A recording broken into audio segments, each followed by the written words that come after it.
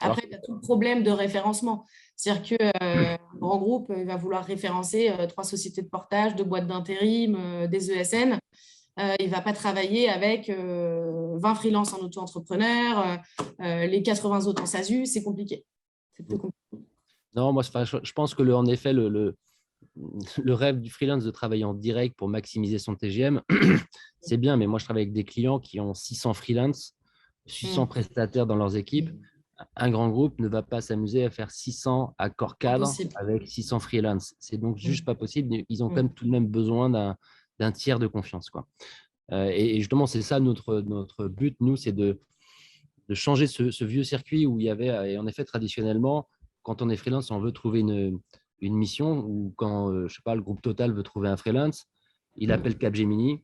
Capgemini n'a pas la ressource, mais il ne connaît pas non plus les freelances. Il passe par un cabinet de recrutement ou un broker qui, lui, va aller sourcer des freelances. Et ça fait quand même, je trouve, un problème avec un empilement de markup.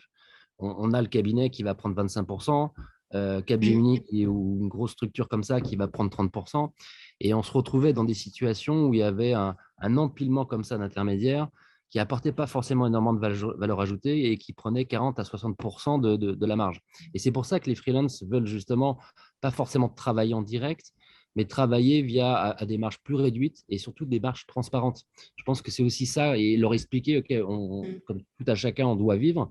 Voilà ce que je t'apporte. Je t'apporte une mission.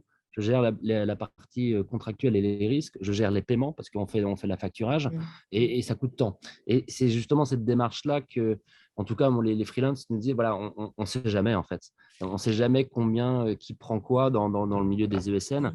Et à la fin, au bout d'une semaine ou deux de mission, ils le savent très bien, hein, ce qu'ils sont facturés à un moment donné. Donc, il y a ce rapport de confiance-là que nous aussi, on essaie de changer, quoi.